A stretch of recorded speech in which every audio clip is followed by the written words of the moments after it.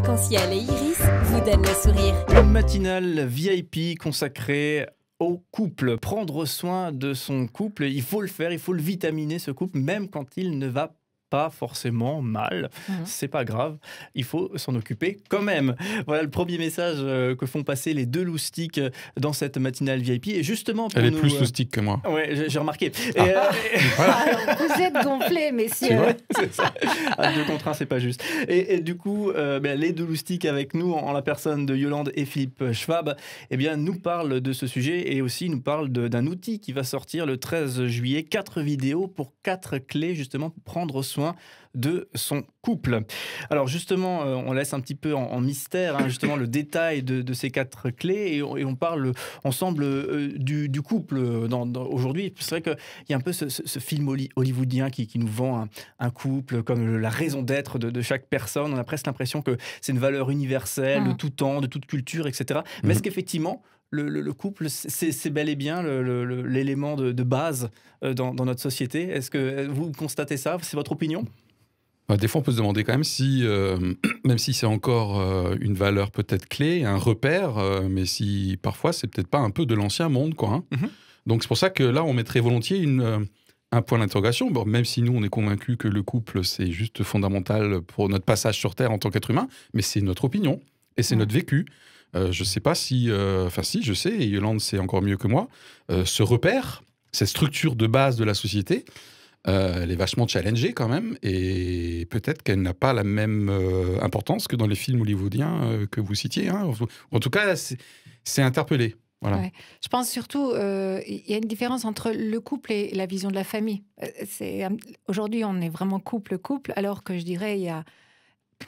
Le couple amoureux, comme on le voit aujourd'hui, c'est vraiment un truc récent, en fait. Ça a à peine un siècle. Je dirais que le mariage d'amour a été consacré dans les années 1960. Avant, c'était plus la famille qui était mise en avant, pas tant le couple en tant qu'entité à part. D'accord ? Et aujourd'hui, la grande différence, c'est quand vous citiez les films hollywoodiens, c'est le mariage ou le couple d'amour. Okay, alors que ça, pendant des siècles, on ne s'est pas marié par amour. Je ne dis pas que l'amour n'existait pas, mais on s'est marié davantage pour des raisons de sécurité économique. Aujourd'hui, on cherche plus la sécurité affective dans le couple. Ou des alliances politiques aussi. Ou peut-être des alliances politiques avant, oui. Non, mais je suis inspiré par les séries que je regarde sur Netflix, c'est pour ça. Sûr, ouais. Mais on n'est plus du tout sur le même registre, en fait. Ouais, Mais du coup, des attentes qui ont complètement été changées par rapport à finalement une vision du couple dans l'histoire.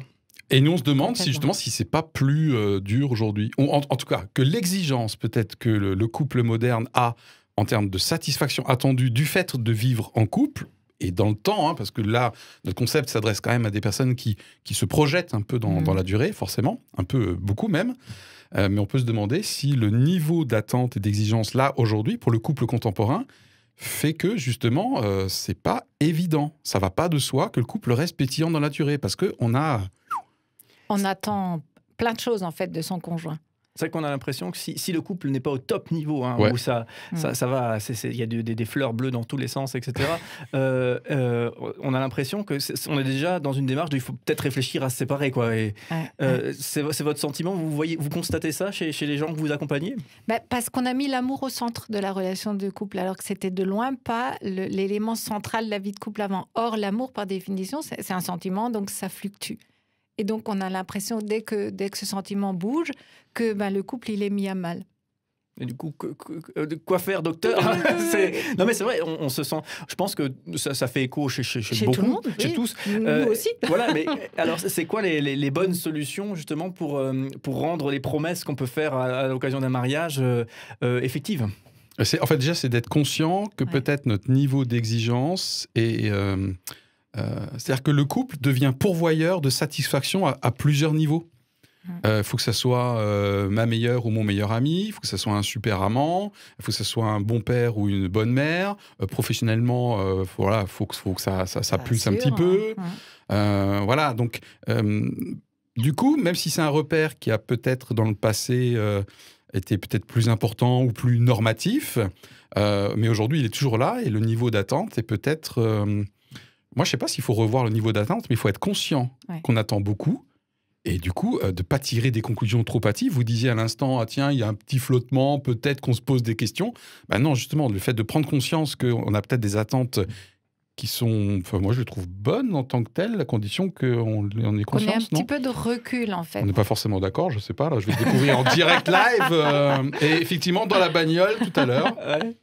Non, on vit dans cette société, on ne peut pas être en dehors, on est tous influencés par ça. Donc l'amour a pris une place énorme dans nos relations de couple.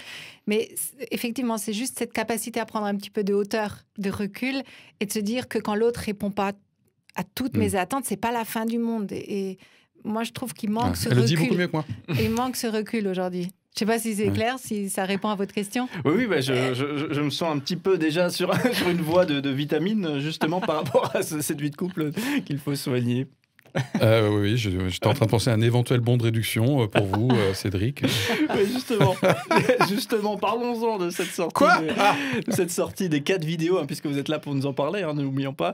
Les deux loustiques en la personne de Yolande et Philippe Schwab, qui proposent 4 vidéos qui vont sortir le 13 juillet. 4 vidéos pour 4 clés, justement, pour prendre soin de son couple. Alors, on en parlait déjà un petit peu hors antenne tout à l'heure, la qualité relationnelle. Et la qualité relationnelle, je pense que tout le monde a envie de la bonne qualité relationnelle, une bonne relation dans son couple premièrement, mais c'est aussi vrai sûrement avec d'autres individus, hein, complètement, dans plein de contextes, etc. Ouais. Mais cette qualité relationnelle ou cette non-qualité relationnelle, eh bien, elle génère des choses, n'est-ce pas, et vous nous en parlez assez bien. Oui, alors du coup, c'est pas forcément spécifique effectivement, Cédric, au couple, mais dans la notion de bien-être, alors dans le couple, en famille, au travail, ou au contraire en termes de facteurs de stress, si vous regardez des échelles de stress ou de satisfaction, le fait d'avoir des relations satisfaisantes avec son entourage, et le couple c'est un entourage évidemment particulier, c'est juste un facteur qui est tout en haut de l'échelle, quoi. En termes soit de bien-être, parce que l'être humain est quand même créé pour avoir des relations satisfaisantes et pas tout le temps être en stress, en crise, en conflit, en tension, merci, c'est le terme que je cherchais.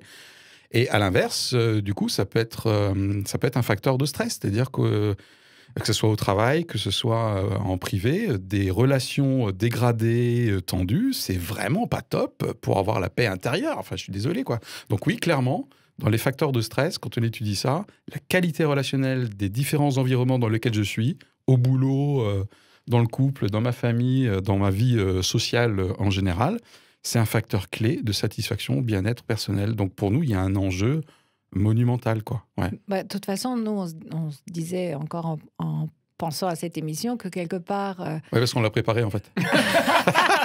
un petit peu réfléchi quand même à ce qu'on avait dit. C'est bien.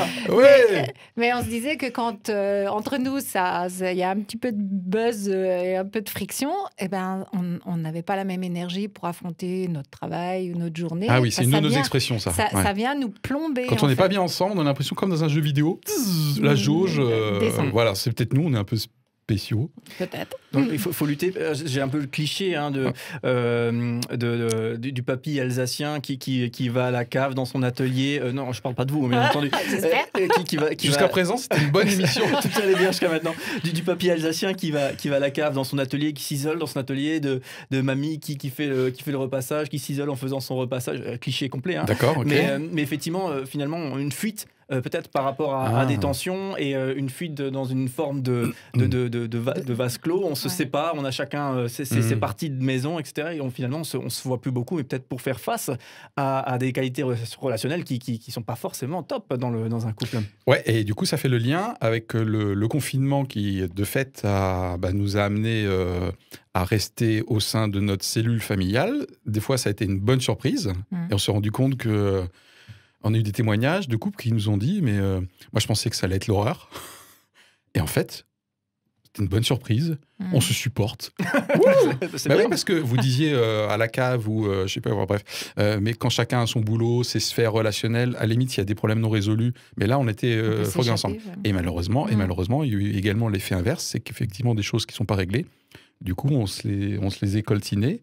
Alors, jusqu'au pire, hein, puisqu'il y a eu une hausse de l'insécurité conjugale, évidemment, des violences conjugales, évidemment, quoi. Voilà. Mais je crois que ça, c'est la première... Enfin, moi, j'avoue que ça m'a traversé l'esprit très rapidement lorsque ce confinement a été annoncé. Je me suis dit, tiens, ça va être difficile. Il va y avoir de la casse. Il va y avoir de la casse dans certaines familles, ça va être difficile. J'avoue que ça m'a traversé, alors que je ne suis pas du tout un spécialiste du sujet. Donc oui, j'imagine que parfois, ça n'a pas été évident. Mais chez nous, ça va, parce que pour reprendre ce qu'on disait tout à l'heure, ça va, ça ne veut pas dire que c'est toujours top, mais effectivement... on a l'habitude d'être ensemble au niveau privé professionnel, ne serait-ce que parce que le cabinet et notre domicile est au même endroit, mais s'il y a 2 entrées indépendantes, etc., on est vraiment une configuration cabinet libéral.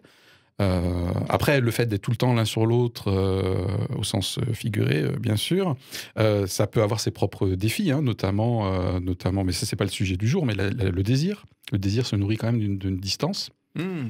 Et donc, mais c'est un autre défi, peut-être une saison 2. C'est un autre sujet, nous allons traiter ultérieurement. Donc on a préparé l'émission, mais pas tant que ça s'entend peut-être. Voilà. C'est un peu d'improvisation. C'est la matinale VIP, d'accord. Un moment de convivialité et de simplicité. Vous appelez ça convivialité, c'est gentil. Complètement, complètement. Et on aime parler des sujets importants, effectivement, sur un ton tout à fait détendu. Avec nous, on le rappelle, les 2 loustiques, en la personne de Yolande et Philippe Schwab. Donc on parle du couple, prendre soin de son couple. Dans l'ordre, Philippe, Yolande. Oui, je sais. Pourquoi cette fâcheuse tendance à mettre toujours madame devant. Et du coup, bien sûr, un site internet, psconseil.com, pour retrouver les informations sur vos activités d'accompagnement de couple et aussi sur la sortie de ces 4 vidéos, donc le 13 juillet, en prévente à partir du 9. On l'annonçait déjà un tout petit peu avant. Voilà, donc 4 vidéos pour 4 clés pour justement nourrir son couple et surtout ne vous en privez pas, c'est pour tous, même pour ceux qui vont plutôt bien. Allez, restez bien avec nous, les 2 loustiques. On continue cette matinale VIP dans quelques instants.